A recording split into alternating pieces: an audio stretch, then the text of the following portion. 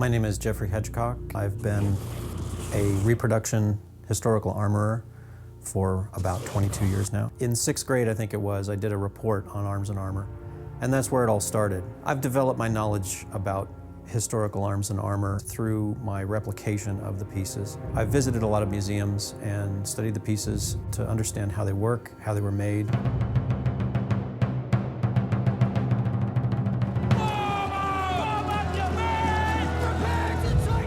When you're on the ground, you're fighting not only against other men on the ground, but you're fighting against men who might be on horseback. It helps to have a weapon that's multi-purpose. A poleaxe might be a very, very good weapon for that, because it's not only a good cutting weapon and smashing weapon, but it's good for thrusting as well. They have the potential to punch through plate armor with a very strong blow downwards. They both have thrusting points on the top, basically spikes, so it's pretty easy to get through gaps in the armor. This waffle iron shaped hammerhead on the backside is probably used mostly to disorient or crush armor. In using a weapon on a horse against other fellows who are probably in full armor, you also need to have a weapon that's going to potentially get through that armor. So a smashing or crushing weapon. This is a war hammer. All of the weight is at the head of the weapon. When that hits, it hits quite hard. This spike here can penetrate armor. A single-handed axe. This axe head is not so good for work against plate armor, but it might have been good against less armored infantry. And this is a weapon called a mace, which is essentially a steel club. It doesn't matter which direction it's pointed, it's always going to hit its target, and it's always going to present a spike to the target. By the late 15th century, swords weren't cutting through armor. Because plate armor was so good, it would just deflect a cut with a sword. So the only way to really attack with a sword would have been with a thrust. The swords were designed in that period and into the 16th century much more for thrusting than for cutting. The general rule in sword weight is it's roughly 1 pound per foot of length. Most long swords are in the 3-foot length range and they weigh around 3 pounds. Swords aren't a cumbersome, heavy, massive weapon. They're a very elegant weapon. They need to be light enough where the person using them can wield them for an extended period of time. Now, this is what's called a hand-and-a-half sword, or a long sword, also known as a bastard sword, because it was sort of a hybrid between the single-handed sword and the two-handed sword. It's short enough and light enough where it can be used one-handed. The grip is long enough where you can use it in 2 hands. You can reach an opponent at quite a distance away. It doesn't necessarily need to be extremely sharp to do its job. It does need to be sharp in its point. In the 15th and 16th centuries, swords were used primarily as thrusting weapons to get around the gaps in armor. It seems that one of the most popular types of daggers in that period was a dagger called a kidney dagger or a ballock dagger. This is a 15th century styled ballock knife. It's essentially an ice pick with a fancy handle, and it's used for thrusting almost entirely. Very sharp point. It's a very blunted diamond section, so it's not really designed for cutting at all, just for thrusting only. It was often worn in the front of the body, right here, for sexual inference and masculinity. The most effective weapon at any sort of range is going to be a longbow. It's kind of remarkable that the longbow, and generally speaking, bows and arrows, didn't really evolve for nearly 500 years of history. With the particular shape of a bow, there's only so many ways that you can improve upon it, and those improvements happen to be made very, very early on. The weapon that would have been used in the early 16th century, the longbow, it was effectively the same weapon that was used in the 11th century at Hastings. It was very simple. It was made from a piece of what was usually yew wood. The nature of the wood meant that one side worked very well under compression and the back side would work very well under elastic stresses. More like this, watch. Fingers like so. Don't squeeze the arrow. Draw. And release. To shoot a longbow, it takes a huge amount of training, and archers were trained from a very young age to shoot them. The physical strength has to be developed, the skill has to be developed. In fact, Henry VIII had ordinances stating and requiring that men would train with longbows. A trained archer can get 6 to 10 arrows off in a minute. This is a longbow. It's just about 6 feet long. It's made of yew wood. This has a draw weight of about 66 pounds. The mark there is the arrow pass. That's where the bow is designed to shoot the arrow from. The arrow has 3 feathers called fletches. And the notch in the arrow is designed to allow the bow to pass on the flat of 2 of the fletches. This is called a bodkin head. It's designed to penetrate. It's also a very light arrowhead, so it can travel a good distance. This is the next step up, which is a barbed arrowhead. It's designed to penetrate and then be difficult to withdraw, but it won't penetrate as well as the bodkin arrowhead will. And this would be called a swallowtail broadhead because of the 2 ears that project down. Good for hunting, good for warfare against horses. It could penetrate and cause a lot of damage in the flesh of the animal. Not so good against armor because it's a very large head. Crossbows were certainly used in the 15th and 16th centuries. They were difficult and expensive to produce, but they required almost no training for the soldier to use them. They took a long time to reload. A crossbowman might only get 1 to 2 shots per minute. This is a crossbow.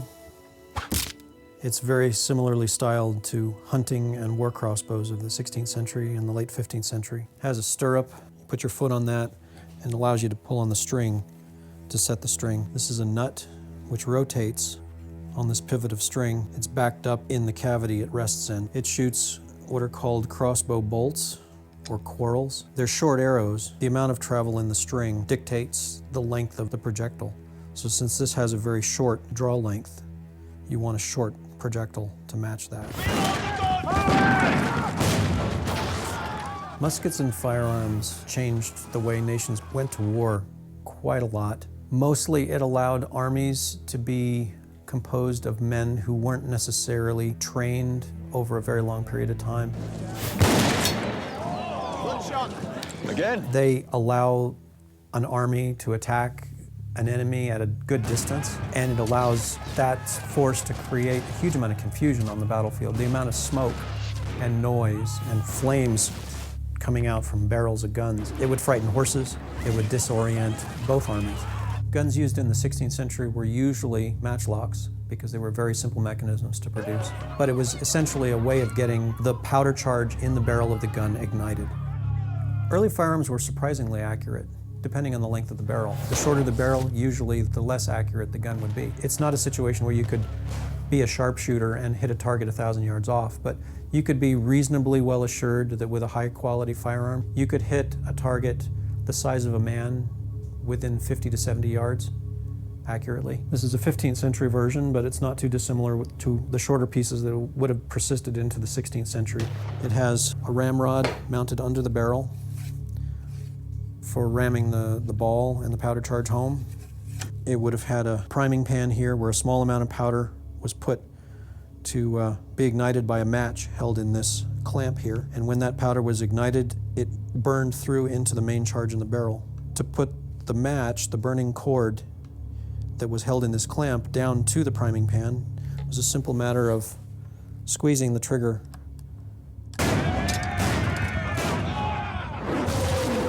Cannons played a huge role, and an increasing role.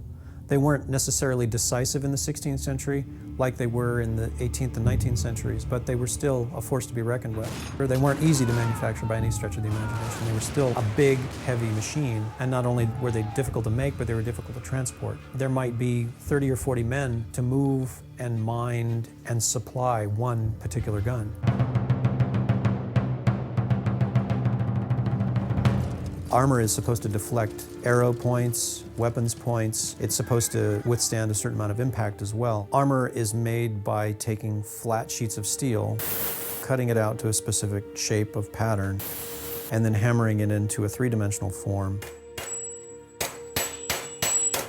This is a helmet called an armet, which is a very typical helmet in the late 15th century. It was quite popular in the 16th century as well. It was used as a jousting helmet. It was used as a war helmet. It has this chin defense here called a wrapper, which can deflect blows from below. A field armor used in battle would have been typically about 60 to 70 pounds. This is a field armor of about 1470, and it has a lot of aspects of armors of later periods as well. It's light enough and yet strong enough where it can be used for the joust and it can be used in battle as well. These plates around the midsection, they collapse as you lean forward in the saddle, or if you have to kneel down in combat.